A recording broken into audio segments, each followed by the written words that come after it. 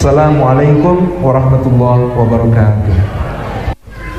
Hadratul Afadil, para alim, para ulama, para asatid, para ustadzat, guru-guru umat, Hadratul Mukarramin, para sesepuh, para tokoh masyarakat, para pemimpin, senantiasa kita muliakan.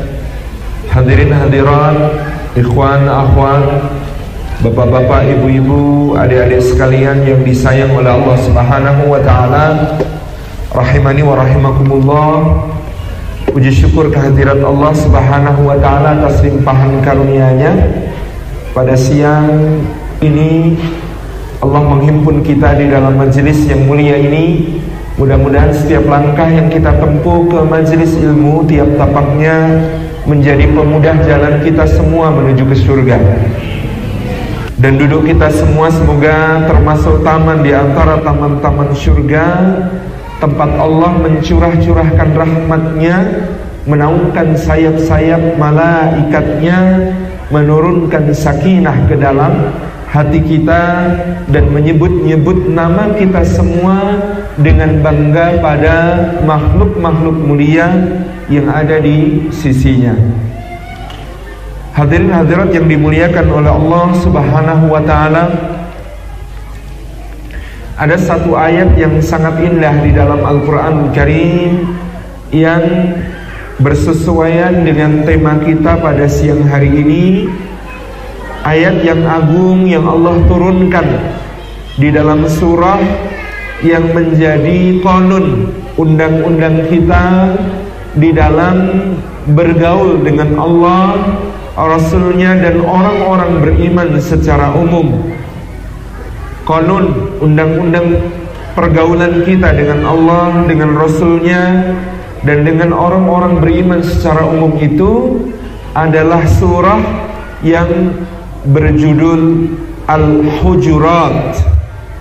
Kata Al-Hujurat diambil di dalam surah ini terkait dengan orang-orang yang mengabaikan adab tata krama sehingga memanggil-manggil Rasulullah sallallahu alaihi wasallam miwara'il hujurat, dengan berteriak-teriak dari balik dinding kamar-kamar dari rumah-rumah istri beliau sallallahu alaihi wasallam.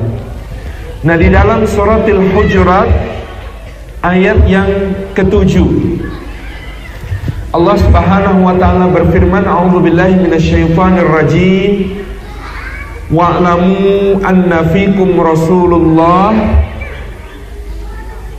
law yuti'ukum fi katsirin minal amri la'anittum walakinnallaha habbaba ilaikumul iman wa zayyanahu fi qulubikum wa karraha ilaikumul kufra wal fusuqa wal 'isyan wa ja'alakum minar rasyidin. Sadaqallahul azim.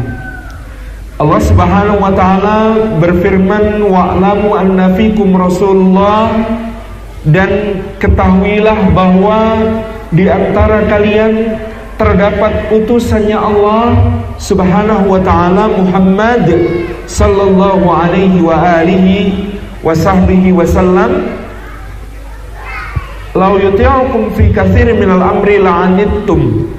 Kalau dia harus mematuhi kalian, mengikuti apa yang kalian usulkan di sebagian besar perkara yang ada di antara kalian, la'anittum, maka itu justru akan memberatkan kalian, menyusahkan kalian, merepotkan kalian.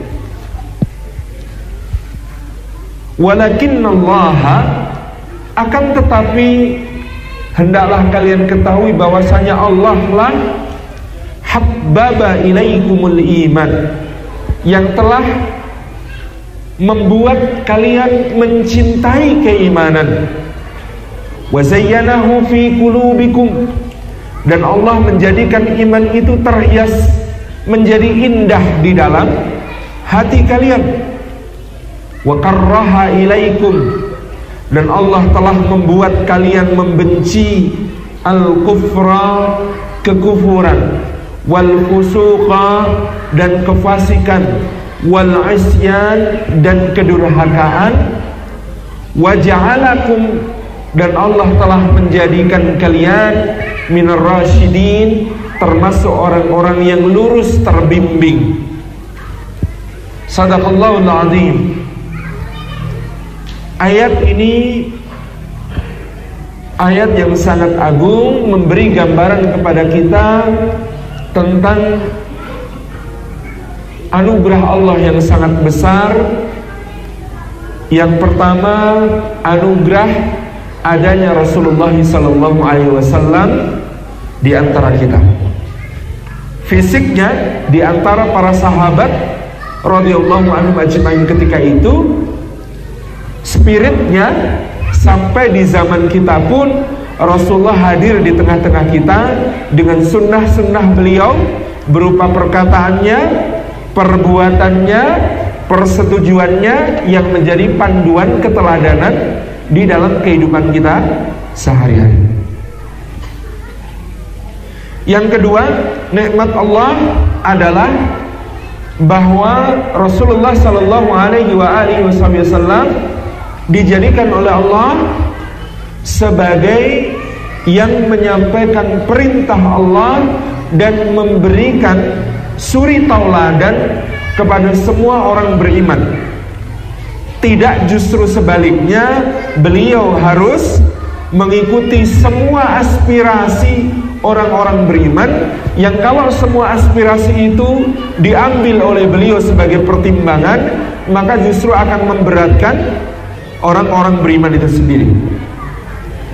Yang ketiga, nikmat Allah Subhanahu wa taala di dalam ayat ini, bahwasanya Allah memberikan kepada kita rasa cinta kepada keimanan, dan rasa cinta yang membuat iman itu beserta seluruh konsekuensinya berupa amal saleh menjadi terasa indah di dalam hati kita.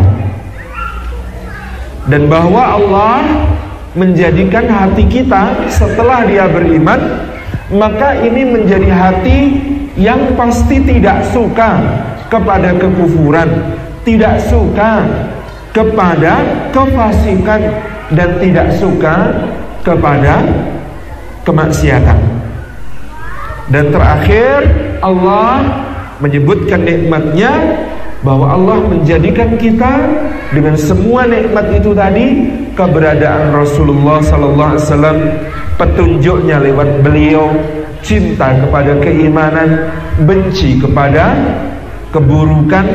Ini menjadikan kita termasuk orang-orang yang senantiasa terbimbing di dalam jalannya, jalan Allah as-siratal mustaqim, yang kita titik di dalam kehidupan ini menuju keridhaan Allah Subhanahu wa ta'ala. Hadirin hadirat yang dimuliakan oleh Allah Subhanahu wa ta'ala, kita kupas sedikit tafsir dan tadabbur dari surah Al-Hujurat ayat yang ke-7 ini. Firman Allah Subhanahu wa ta'ala, wa'lamu anna fikum Rasulullah, dan ketahuilah bahwa di antara kalian ada Rasulullah sallallahu alaihi wa alihi wa sahbihi wasallam. Al-Imam Ibnu Katsir rahimahullah ta'ala dalam tafsir Al-Quranil Azim menyebutkan beberapa pendapat tafsir tentang ayat ini. Wa'lamu anna fikum Rasulullah, ketahuilah bahwa di antara kalian terdapat Rasulullah sallallahu alaihi wa alihi wasahbihi wasallam. Yang pertama, maka kalau di kalangan kalian terdapat Rasulullah, janganlah kalian berkata-kata yang batil, berucap dusta, mengada-adakan sesuatu kepada beliau sallallahu alaihi wasallam.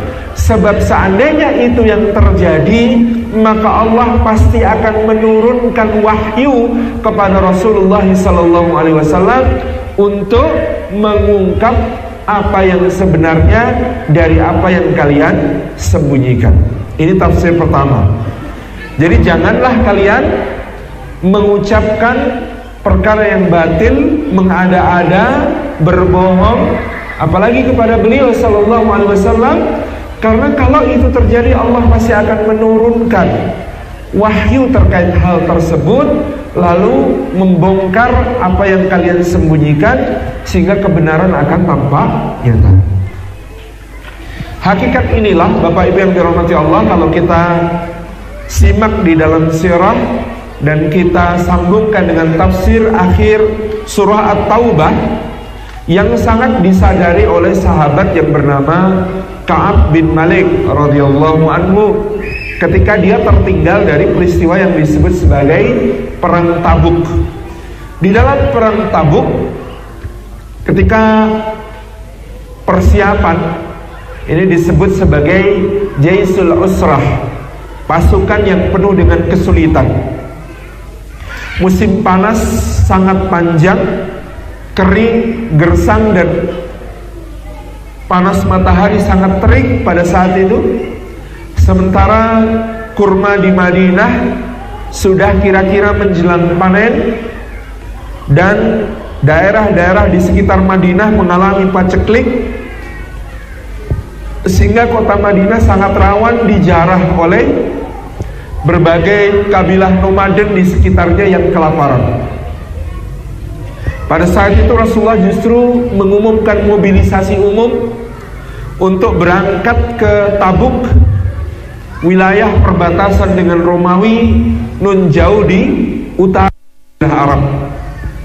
Maka pada saat itu menjadi ujian yang sangat berat bagi orang-orang beriman untuk memenuhi seruan Nabi Sallallahu Alaihi Wasallam, sehingga orang-orang munafikin mengajukan begitu banyak helah alasan untuk tidak ikut di dalam perjalanan menuju ke Tabuk. Al-Quran menggambarkan di surat Taubah, kalau laukana aradan qariban wa safaran qasidan lattaba'uk, seandainya tujuan yang hendak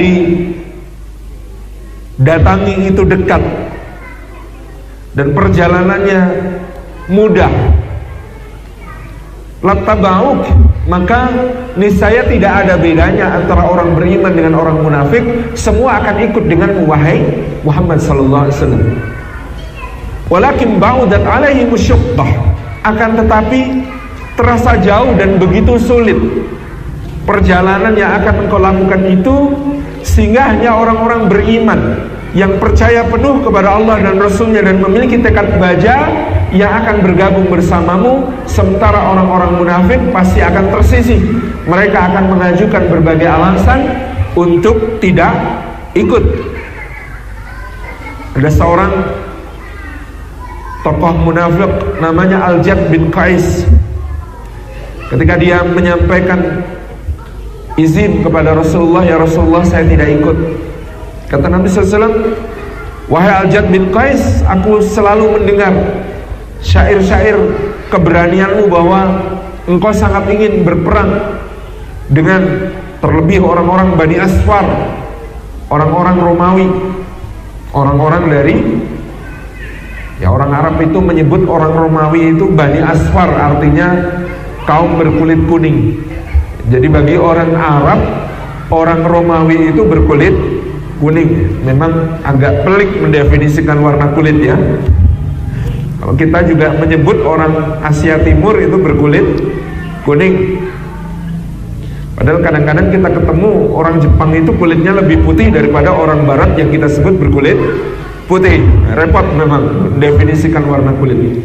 Yang kita sepakati biasanya hanya yang warna hitam. Itu sepakat itu. Itu apa yang dikatakan Al-Jad bin Qais kepada Nabi Sallallahu Alaihi Wasallam? Ya Rasulullah, engkau tahu sendiri, aku ini kan orang yang gampang tertarik pada wanita cantik. Dan engkau tahu sendiri, wanita-wanita Bani Asfar, wanita-wanita Romawi, matanya biru, rambutnya pirang, kulitnya terang.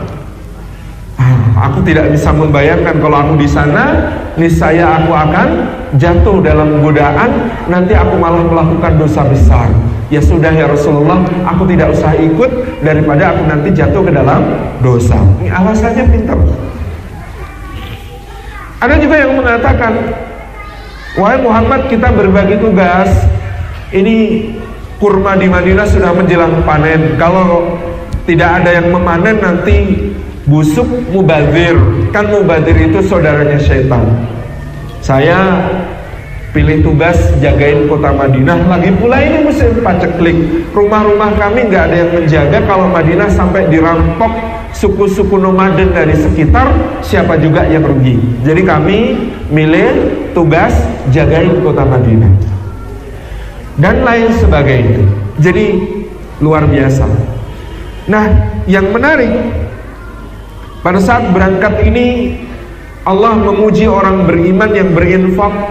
Ada yang hanya memiliki 1 sa', 2 sa', ada yang berinfak seperti Abdurrahman bin Auf meletakkan 40.000 dinar di pangkuan Nabi Sallallahu Alaihi Wasallam.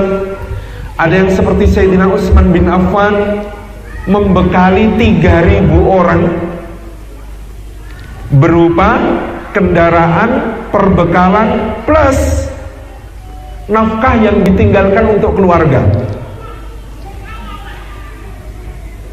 Ada yang menyerahkan separuh hartanya untuk perjuangan, namanya Umar bin Khattab, dan ada yang menyerahkan seluruh hartanya untuk perjuangan, namanya Abu Bakar As-Siddiq.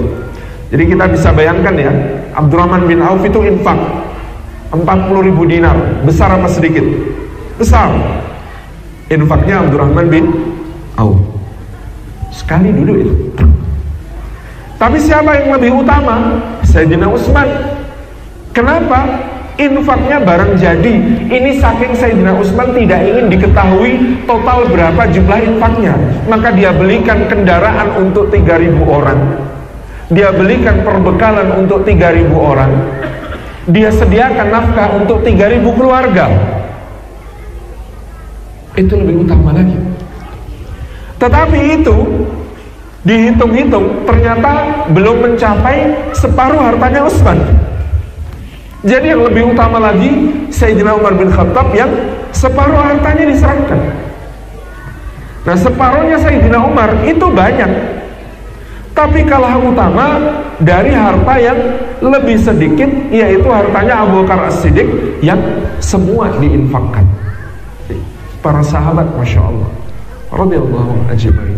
Singkat cerita tentang Ka'ab bin Malik. Kata Ka'ab ketika dia menceritakan, aku belum pernah merasa lebih sehat, lebih kuat, lebih lapang, lebih longgar, lebih punya duit daripada menjelang berangkat perang Tabuk. Sehat, lapang, punya duit, punya perbekalan, sudah saya siapkan kuda yang terbaik. Tapi justru karena itu setan membisikkan ke dalam hati saya, kudamu yang paling bagus. Nanti kalau Rasulullah berangkat, kamu nyusul aja. Pasti ketututan, gitu ya. Pasti kamu bisa nyusul, wong kudamu bagus. Dah, berangkatnya besok aja. Hari berikutnya ketika sudah niat berangkat, Rasulullah sudah berangkat kemarin, setan membisikkan lagi. Biasanya Rasulullah itu sebelum berangkat ngecamp dulu di luar kota sehari semalam. Jadi ini masih belum jauh. Besok aja, gak apa, pasti kesusul. Hari ketiga baru Ka'ab mencoba menaiki kuda menuju ke tempat arah yang ditempuh oleh Rasulullah. Itu pun ketika menaiki kuda, dia gak bawa perbekalan, kuda doang. Ngecek gitu, Rasulullah sampai mana? Dia berharap Rasulullah masih ingatkan, ternyata tidak. Rasulullah kemarin berangkat langsung bablas. Maka dia sudah gak bawa perbekalan, mesti balik lagi. Setan berbisik lagi, pulang dulu ke Madinah. Masa mau nyusul gak bawa perbekalan? Begitu sudah pulang ke Madinah, sampai ke Madinah, setan bilang apa lagi? Percuma, gak akan tersusul kalau sekarang nyusul. Akhirnya dia duduk tinggal di Madinah. Ini cara setan yang disebut sebagai mengulur-ulur, taswif. Taswif itu dari kata saufa, nanti, sampai akhirnya kemudian setan mengatakan, kalau sekarang sih gak mungkin kesusul. Salah satu pintu godaan setan itu namanya taswif, membuat kita suka menunda-nunda kebaikan. Ada peluang infak, setan bilang, alah nantilah, tabungan belum cukup banyak buat infak. Nanti kalau ada agak banyak. Begitu sudah agak banyak, ternyata pintu infak sudah tertutup. Dia sudah gak membutuhkan, sudah cukup dananya. Mau dialihkan ke yang lain, nanti ada bisikan lagi, oh jangan yang ini, nanti dulu, kumpulin aja yang lebih banyak. Itu namanya taswif. Dan itu yang dialami oleh Ka'ab bin Malik. Nanti. Akhirnya dia menyerah. Udah, gak usah nyusul. Keliling Madinah, baru ngeh dia. Astagfirullahaladzim. Ternyata saya tertinggal bersama siapa? Wanita, anak-anak, jumpo manula, orang sakit. Kalau ada orang muda, sehat di kota Madinah saat itu, bisa dipastikan munafik. Sedih sekali.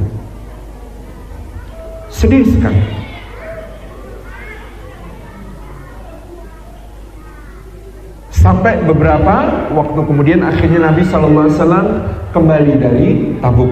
Satu persatu orang yang tidak ikut, yaitu orang munafikin, maju menghadap Nabi SAW menyampaikan alasan. Rasulullah, ya maklum, di rumah itu sekeluarga yang laki-laki kuat cuma saya. Nah, kalau saya tinggal, bapak saya, ibu saya, istri saya, anak saya, siapa yang merawat? Ada lagi, semua mengajukan alasan. Tiba giliran Ka'ab bin Malik. Dia berkata kepada dirinya sendiri, kalau aku berdalih, bikin alasan kepada Nabi SAW, aku bisa bikin alasan terbaik yang tidak mungkin dibantah. Aku ini jago debat, aku ini jago diplomasi, aku ini orangnya kalau bikin kalimat, bahkan dalam bentuk syair, orang bisa tersihir, pasti percaya. Maka aku bisa nyusun alasan paling masuk akal. Tapi begitu melihat Rasulullah SAW, Ka'ab bin Malik berkata pada dirinya sendiri, wahai Ka'ab, sepintar apapun kau menyusun alasan, sepandai apapun engkau bikin dalih, kalau nanti Allah menurunkan ayat mengungkap kebohonganmu, malu kamu sepanjang hidup. Akhirnya Ka'ab bin Malik menghadap Nabi SAW, kemudian berkata, ya Rasulullah, saya lalai dan saya tidak punya alasan. Wahai Ka'ab, orang-orang lain datang dan mengajukan alasan-alasannya. Engkau? Saya tidak punya alasan. Saya mengaku bersalah dan saya siap dihukum, ya Rasulullah. Apa kata Nabi SAW? Beliau memalingkan muka, kemudian berkata, pulanglah dan tunggulah sampai Allah memberikan keputusannya. Pulang.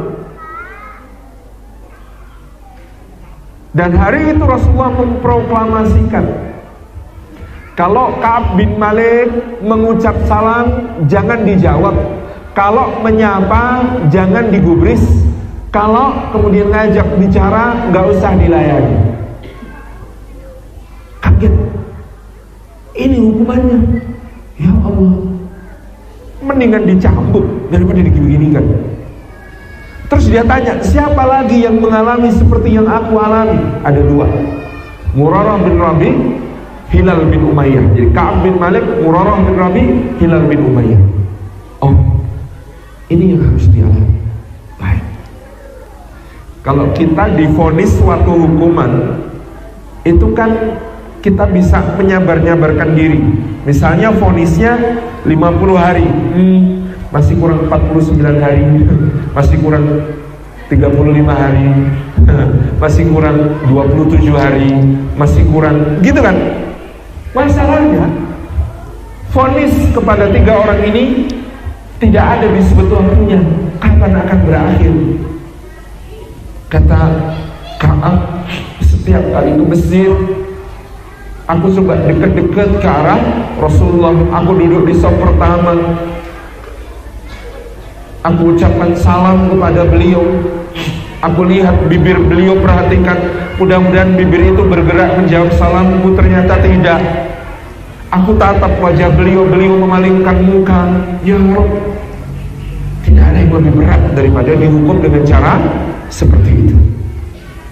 Singkat cerita, sampai hari ke-40, di hari ke-40 ada perintah baru. Hendaklah Ka'ab bin Malik menjauhi istrinya. Ketika disampaikan, Ka'ab tanya, harus aku ceraikan atau gimana? Enggak, suruh pulang ke rumah orang tuamu sampai Allah menurunkan keputusan. Maka Ka'ab bin Malik yang pergi dari rumah, dia bikin tenda di atas gunung, nunggu keputusan Allah. Hingga pada saat itu ada utusan di pasar Madinah bertanya-tanya, mana yang namanya Ka'ab bin Malik, mana yang namanya Ka'ab bin Malik, mana yang kanan. Saya, ini surat, terima. Dibaca suratnya dari Raja Ghassan, raja di daerah negeri Syam bawahan Romawi. Tulisannya, kami dengar sahabat Anda itu, yaitu Muhammad SAW, telah mengucilkan Anda. Datanglah kepada kami punya kedudukan tinggi di sisi Raja Romawi, di sisi Kaisar, maka Anda akan kami rekomendasikan. Lagi dikucilkan Rasulullah, datang tawaran untuk jadi pejabat tinggi di Kekaisaran Romawi. Kira-kira kalau kita jawabnya gimana? Peluang ini, peluang ini dialami Ka'ab merasa, dia merasa, subhanallah, ini balak yang sebenarnya. Surat Raja Ghassan itu dia masukkan ke dalam api, dia bakar habis. Tabaraka Rahman, hari ke-50 orang datang, selamat wahai Ka'ab, turun keputusan Allah, kalian diampuni. Sujud syukur, pakaiannya dihadiahkan, lupa kalau itu pakaian satu-satunya. Sampai harus pinjam ke tetangga untuk menghadap Rasulullah Sallallahu Alaihi Wasallam. Tabaraka Rahman. Wa'lamu anna fikum Rasulullah. Ini tafsir pertama, dan ketahuilah bahwa di antara kalian terdapat Rasulullah Sallallahu Alaihi Wasallam. Bagaimana dengan kita yang kita tidak hidup bersama Rasulullah? Sama, karena Allah berfirman, litakunu syuhada'a 'alan nas wa yakuna rasulu 'alaikum syahida. Sebab kalian wahai umat Islam kelak akan menjadi saksi atas seluruh manusia, dan Rasul Sallallahu Alaihi Wasallam akan menjadi saksi atas kalian. Jadi Rasulullah Sallallahu Alaihi Wasallam itu kelak akan menjadi saksi atas kita. Apakah beliau Sallallahu Alaihi Wasallam saksi yang meringankan atau saksi yang memberatkan, tergantung kita bagaimana sikap kita kepada sunnah-sunnah beliau Sallallahu Alaihi Wasallam. Kalau tadi di kalangan para sahabat, maka karena berinteraksi langsung dengan Nabi Sallallahu Alaihi Wasallam, mereka bisa dipersaksikan oleh Rasulullah, bohong pasti ketahuan, Allah pasti turunkan ayat. Kita jangan merasa aman, karena kalau kita mengkhianati Rasulullah Sallallahu Alaihi Wasallam, kalau kita membuang sunnah-sunnah beliau, kita menjauh dari teladan beliau, maka Rasulullah kelak di akhirat akan menjadi saksi untuk kita. Jangan sampai beliau menjadi saksi yang memberatkan.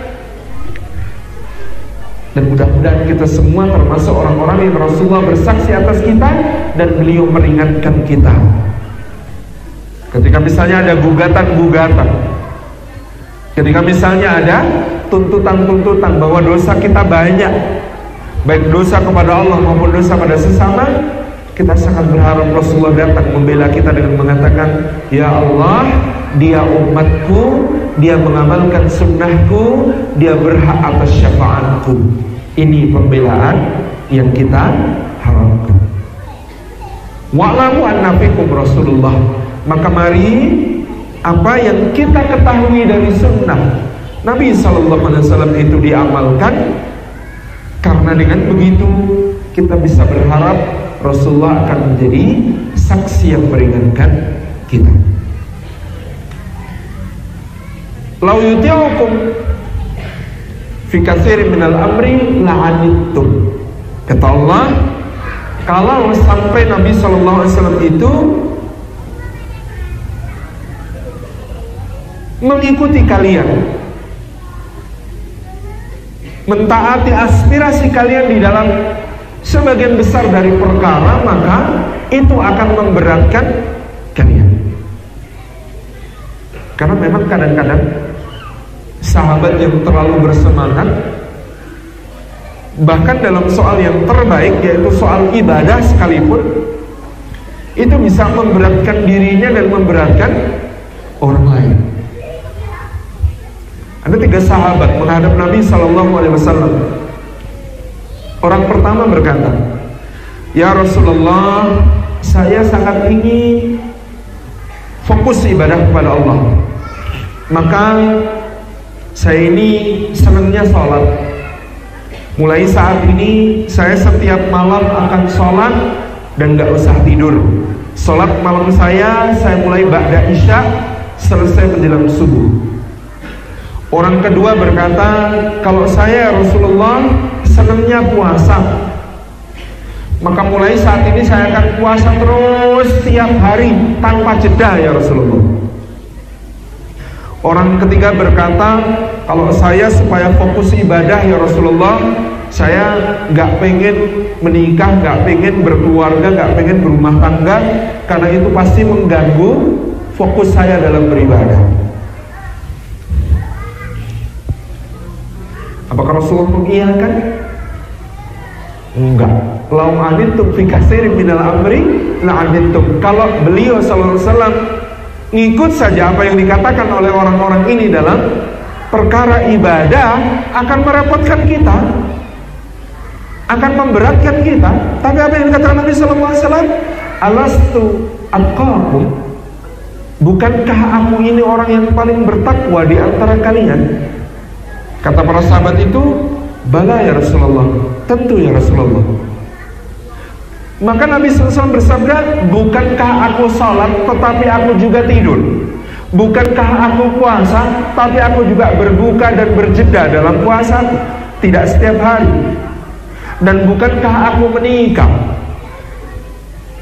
Faman raghiba an sunnati falaysa minni.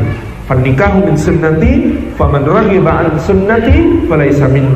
Maka menikah itu, berumah tangga itu, berkeluarga itu bagian dari sunnahku. Siapa tidak menyukai sunnahku, dia tidak termasuk golongan. Jadi hadis itu asalnya dari orang yang pengen ibadah. Maka saya sering mengatakan, meninggalkan nikah karena ibadah saja dimarahi Rasulullah, apalagi meninggalkan nikah karena maksiat. Ini Masya Allah, luar biasa agama kita ini. Jadi la'anittum fa katsirin minal amri la'anittum. Soal ibadah, kalau kemudian yang jadi standar adalah orang lain, maka akan memberatkan umat. Tapi standar kita adalah Rasulullah SAW.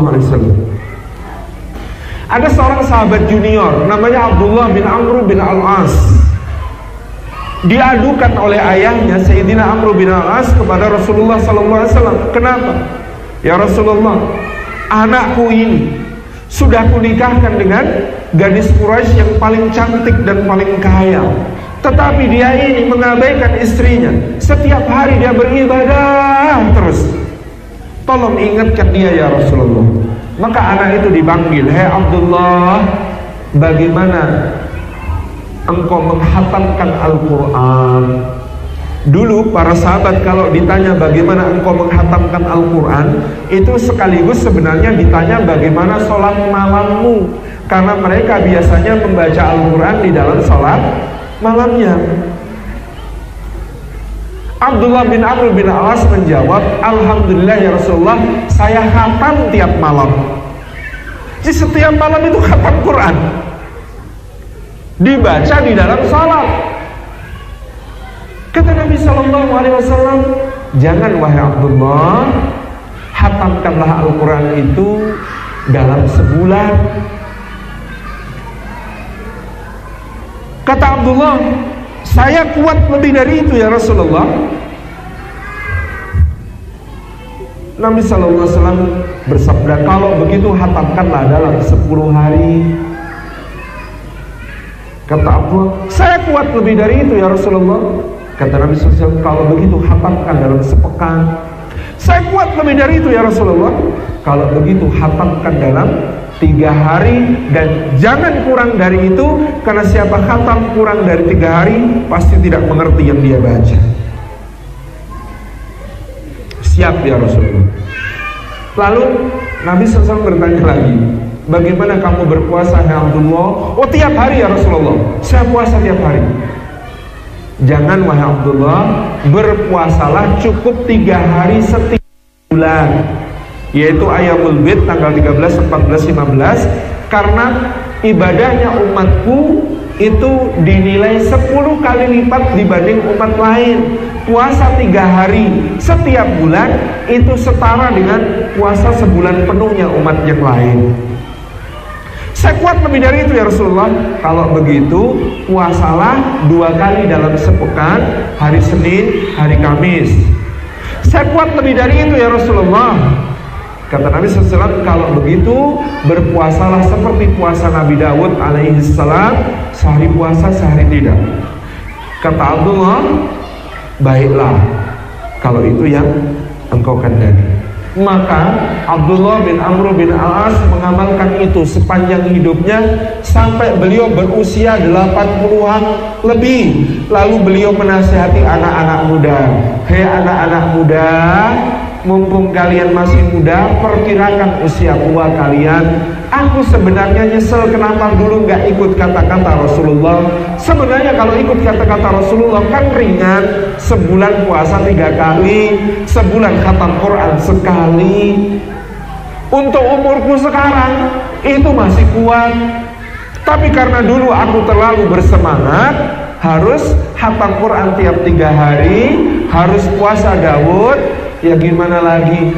Dan ini menjadi berat di usiaku yang sekarang. Padahal sebenarnya istiqomah lebih baik daripada terlalu semangat di awal tapi endingnya berkurang. Jadi daripada waktu muda terlalu semangat, ibadahnya banyak, tapi nanti kalau sudah tua nggak kuat lagi, itu namanya mengalami penurunan. Padahal kita pengen husnul khotimah. Mendingan sedikit tetapi continue, terus menerus. Inilah sababul wurud dari hadis Nabi SAW bersabda, khairul a'mali wa ahabbuhu ilallahi adwamuhu wa in qalla. Amal yang paling baik dan yang paling dicintai Allah bukan yang paling banyak, tetapi yang paling dawam, continue, terus menerus, dilestarikan, dijadikan rutin, istiqomah, meskipun kecil, meskipun sedikit. Masya Allah. Maka dalam ibadah kita ngikut Rasulullah Sallallahu Alaihi Wasallam. Mudah kalau ikut Rasulullah, karena agama kita ini saking longgarnya. Dikatakan kaidahnya adalah al-aslu fil ibadati batlan hatta yaqumud dalilu yadullu alal amri. Asal hukum dalam ibadah adalah tidak boleh dilakukan sampai tegak dalil menunjukkan bahwa itu diperintahkan. Jadi kalau soal ibadah gak usah dilakukan sampai jelas bahwa itu diperintahkan. Maka ibadah itu banyak apa sedikit? Yang mahdhah sedikit, karena gak usah dilakukan kecuali diperintahkan. Dan gak usah nambahin.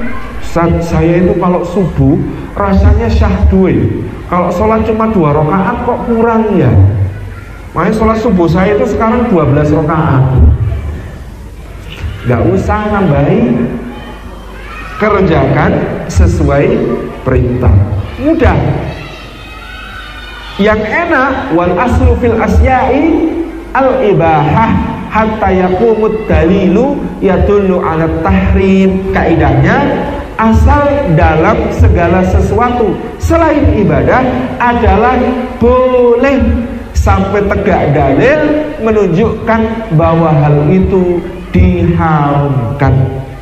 Jadi kalau selain ibadah apa-apa boleh sampai ada dalil tegas menunjukkan bahwa itu diharamkan. Aman. Makanya meskipun bakso yang jual tetangga sebelah tidak ada sertifikat halalnya, tapi boleh tidak makan di situ? Boleh, asalkan kita tahu benar itu halal. Asal dalam segala sesuatu itu boleh.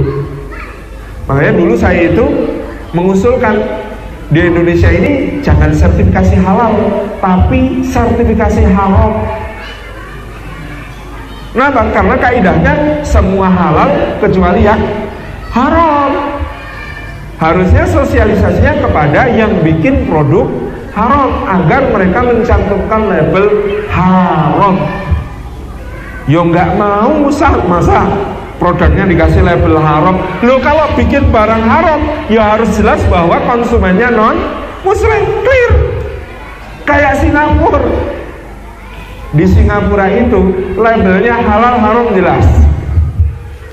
Sehingga ya kalau Anda bikin produk kok jelas ada unsur haramnya, jangan coba-coba memasarkan dan beriklan di kalangan muslim, kan gitu. Kalau Anda pengen jualan ke muslim, maka Anda harus halal, gitu, clear ya. Jadi menurut saya memang yang tepat itu sertifikasi haram, bukan sertifikasi halal, gitu. Ya sekarang darurat ya udah gimana lagi, kita yang ngalah gitu ya, belanja ke warung nyari-nyari halal MUI gitu ya. Sebenarnya kan ribet itu. Harusnya kita itu nggak usah, pokoknya semua halal kecuali yang haram, kan gitu. Harusnya begitu. Ini kaidahnya. Kalau kita kembali ke kaidah seperti itu. Jadi karena kita ini mengikuti Rasulullah dari Allah, maka kita enak hidupnya. Karena apa? Soal ibadah minimalis, soal non ibadah longgar, kecuali tegak dalil menunjukkan haram. Itulah agama. Yuridullahu bikumul yusra wala yuridu bikumul usra. Allah menghendaki kemudahan bagimu dan tidak menghendaki kesusahan bagimu. Maka saya sering mengatakan kepada teman-teman, ciri fikih yang benar itu bahasnya rumit, hasilnya mudah diamalkan. Ciri fikih yang benar, bahasnya rumit, hasilnya mudah diamalkan. Ciri fikih yang error, bahasnya gampang, hasilnya rumit diamalkan. Jadi kalau fikih itu benar, mesti bahasnya ndaki-ndaki, tapi nanti begitu hasil, oh ternyata boleh. Contoh fikih yang benar itu bahas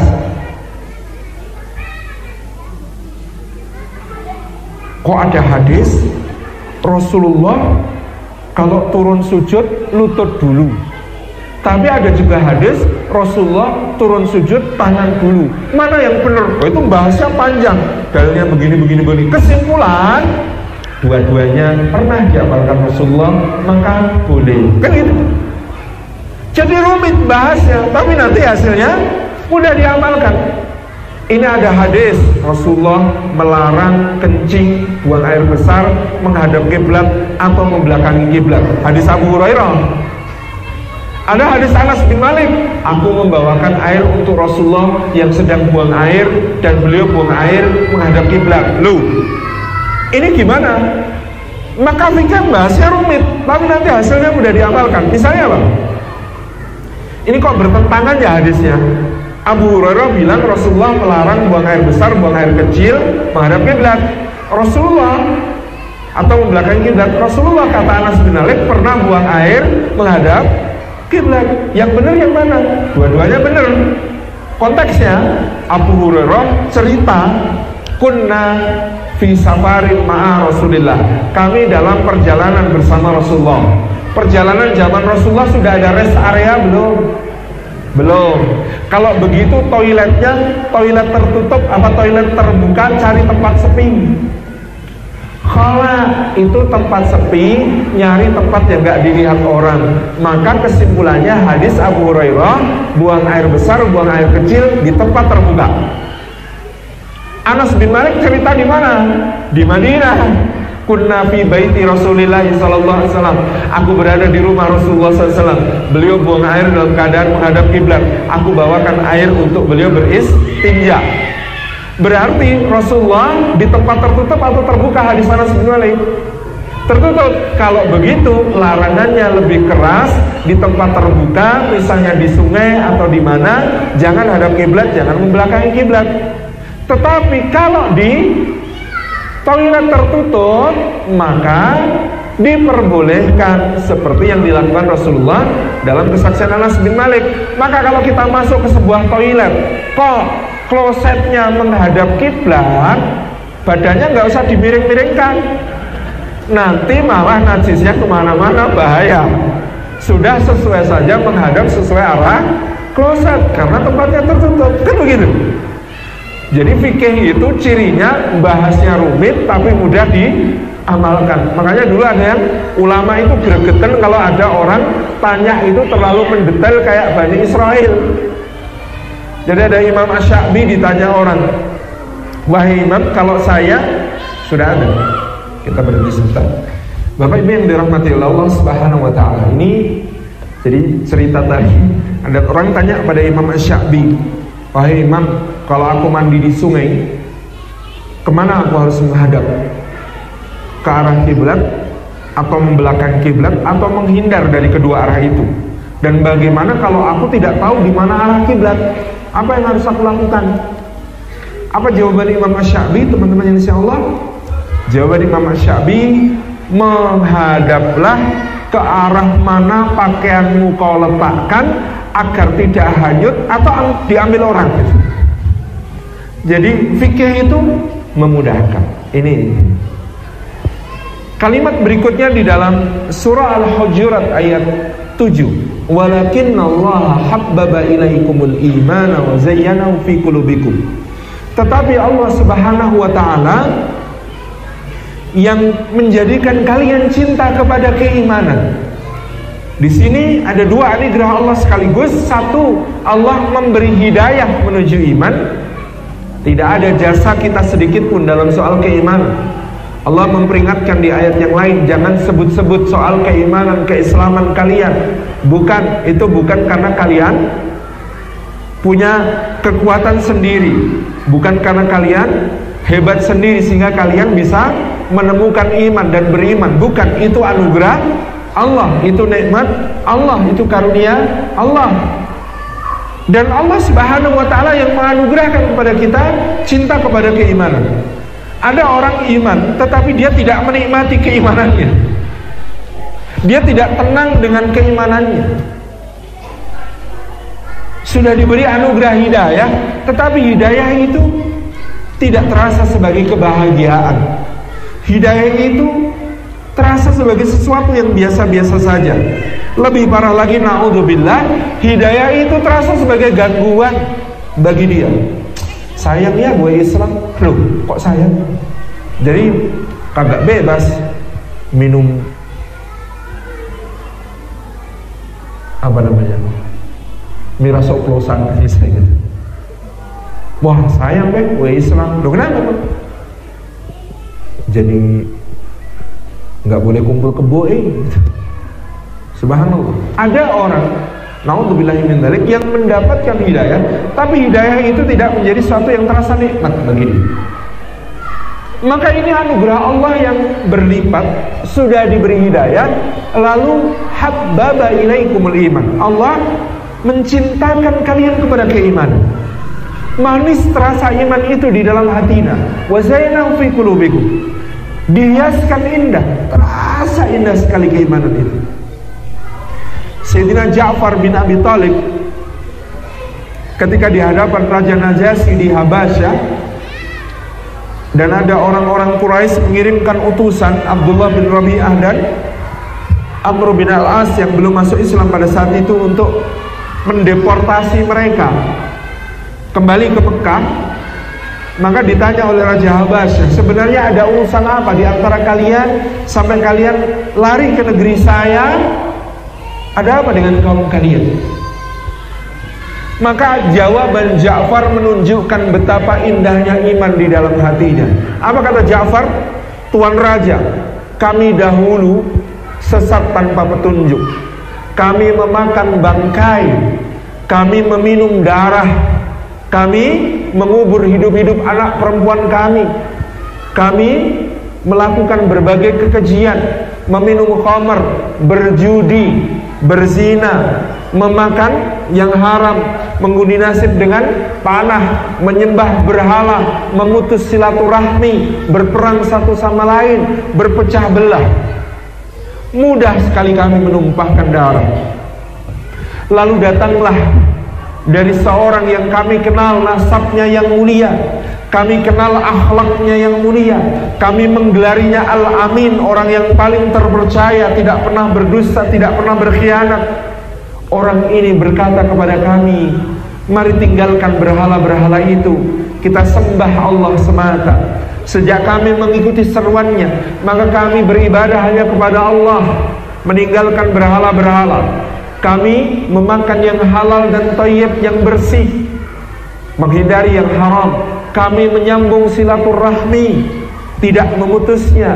Kami bersedekah kepada anak yatim, fakir miskin, dan membantu sesama.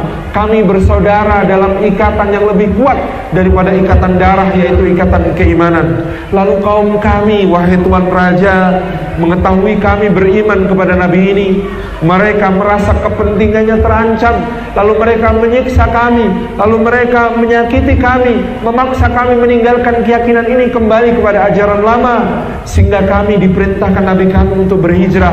Dan beliau berkata tentang Anda, datanglah ke Habasyah, karena di sana ada seorang raja, la yudlamu ahadun indah, yang tidak akan dizalimi siapapun di sisinya. Maka kami datang ke negeri Tuhan karena itu. Masya Allah ya. Gambarannya Ja'far menunjukkan betapa dia mencintai keimanan yang datang ini, menceritakan betapa indahnya hidupnya sesudah ada iman. Wa qarraha ilaikumul kufra wal fusuqa wal isyan. Dan dia menceritakan betapa dia benci, jijik kepada kehidupan masa lalu yang penuh dengan kekufuran, kefasikan, kemaksiatan. Ini adalah anugerah yang luar biasa indah. Tanda keimanan itu sederhana, kata Nabi Sallallahu Alaihi Wasallam. Apa sederhananya, Bapak Ibu yang dirahmati Allah? Kalau kita bahagia karena ketaatan, karena amal saleh, dan kita sedih karena dosa, karena amal salah, mukmin. Orang yang bahagia karena beramal saleh, beribadah, taat, dan dia sedih ketika berdosa, bermaksiat, iman. Simple. Kalau kita bisa menemukan kenikmatan dalam ketaatan, itu level yang lebih tinggi lagi, indah. Kita sholat merasa nikmat, dengerin bacaan imam rasanya syahdu. Kita sholat, sujud pengennya lama-lama, gak pengen ngangkat kepala, saking senengnya sujud gitu ya. Kita baca Quran rasanya gak pengen berhenti, aduh enak banget gitu ya. Kita pengajian majelis taklim rasanya seneng, bahagia. Itu artinya iman. Iya, namanya iman tetap saja kadang-kadang ada lalainya, alpanya, godaan setannya, dorongan hawa nafsunya. Lalu kita melakukan kesalahan, lalu kita melakukan dosa. Tapi setelah ada dosa itu, hatinya gelisah, hatinya sedih, hatinya nyesel, hatinya tidak nyaman. Itu namanya iman. Sangat sederhana. Yang berbahaya dalam ukuran hidup kita, kalau ibadah tidak menenteramkan, kalau ibadah ketaatan tidak membahagiakan, tapi yang membuat kita bahagia yang haram, yang maksiat, yang rusak. Sama istri biasa baik, tapi sama yang non istri gampang tergoda. Ini bahaya. Sudah bahaya. Sama yang halal biasa aja. Sate kalau kambing kok biasa gitu. Tapi kalau babi guling kayak menarik banget. Bahaya. kalau kita sudah ketemu senangnya, ketemu bahagianya di barang haram, sementara kita tidak menemukan kebahagiaan, kesenangan di barang yang halal. Ini yang membahayakan kita. Ini yang membahayakan kita. Makanya kita diajari doa oleh Rasulullah SAW. Doanya, Allahumma kfini bihalalika an haramika wa ghnini bifadlika amman siwaka. Allahumma kfini, ya Allah cukupi aku bihalalika, dengan yang halal darimu, an haramika, supaya tidak merasa perlu pada yang haram, wa ghnini, dan limpahi aku bifadlika, dengan karuniamu, amman siwaka, sehingga aku tidak merasa perlu minta-minta kepada selainmu. Masya Allah ya, doa ini indah sekali. Nanti dicari di Google doanya. Ya Allah, cukupi aku dengan yang halal supaya tidak merasa perlu yang haram, dan limpahi aku dengan karuniamu supaya aku tidak merasa perlu dengan yang lain. Terakhir, wa ja'alakum minar rasyidin. Allah Subhanahu wa taala mengatakan, dan Allah menjadikan kalian termasuk orang-orang yang rasyid. Rasyid itu terbimbing. Rasyid itu lurus, on the track bahasa kita. Orang-orang yang on the track itu karena apa? Satu, tujuannya jelas. Orang kalau tujuannya jelas pasti on the track, nggak belok-belok, nggak mampir-mampir, karena tujuannya jelas. Kalau tujuannya tidak jelas, maka pasti belok-belok, mampir-mampir. Maka seorang mukmin tujuannya jelas. Ilahi anta maqsudi waridhaka matlubi. Ya Allah, engkau tujuanku, ridhamu yang aku cari. Ini mukmin. Kalau tujuannya jelas, nggak akan belok-belok dimanapun tempatnya. Buya Hamka itu pernah didatangi seseorang. Ini kisah nyata yang luar biasa. Orang ini berkata, saya habis umroh Buya, luar biasa Buya. Ternyata ya Buya ya, di Mekah itu ada pelacur Buya. Astagfirullah, masa lo Buya? Di Mekah lo Buya, itu kok ada pelacur Buya? Apa kata Buya Hamka rahimahullah ta'ala? Subhanallah, masa sih Pak? Saya baru saja safari dakwah ke Los Angeles dan New York. Ternyata di Los Angeles dan di New York itu tidak ada pelacur Pak. Masa Buya? Ya nggak mungkin, di Mekah aja ada, apalagi di Los Angeles dan New York. Apa jawab Buya Hamka? Kita ini memang hanya akan bertemu dengan apa yang kita cari. Meskipun perginya ke Mekah, kalau yang dicari begitu-begitu, ketemu nggak? Ketemu. Meskipun perginya ke Los Angeles, ke New York, kalau yang dicari Allah, ketemu nggak dengan yang begitu? Enggak. Maka kata para ulama, kalau hati senantiasa berniat baik karena tujuannya jelas, maka dia akan dipertemukan dengan orang baik, tempat yang baik, waktu yang baik, atau minimal kesempatan berbuat baik.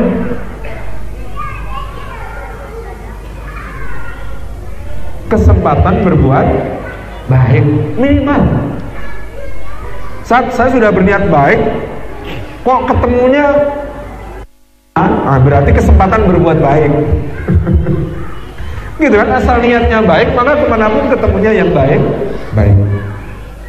Wa ja'alakum minar rasyidin. Itulah orang-orang yang terbimbing. Terbimbing itu level tertinggi dari cintanya Allah. Dalam hadis qudsi, sebagai penutup, dalam hadis qudsi, hambaku mendekatkan diri kepadaku, yang paling aku cintai adalah dengan yang fardu. Jadi amal fardu itu amal yang paling dicintai Allah. Bapak Ibu jangan salah paham, karena sering ketemu hadis-hadis keutamaan amalan sunnah. Oh, kita ini semangat amalan sunnah tapi nggak semangat amalan fardu. Ada orang karena salah paham, dia lebih semangat sholat duha daripada sholat subuh. Ini keliru. Sholat duhanya kenceng, orang ini bikin kita terjamin rezekinya. Sholat duhanya kenceng, tapi sholat subuhnya malas. Ini namanya pakai sabuk, nggak pakai celana. Yang lebih penting celananya apa sabuknya? Celananya Pak. Maka celananya dulu dipakai, baru pakailah sabuk. Itu fardu. Karena nggak ngerti, nggak ngaji, buka puasa, aduh masih kenyang sholat isyanya di rumah aja, bentar habis isya kan masih ada kultum taraweh, berangkatnya jelang sholat taraweh aja.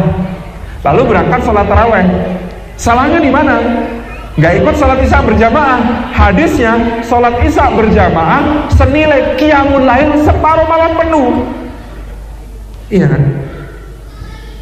Tapi karena nggak ngerti ilmunya, taunya sholat taraweh itu lebih utama, sehingga sholat isyanya di rumah, pergi menjelang takbiratul ihram sholat taraweh.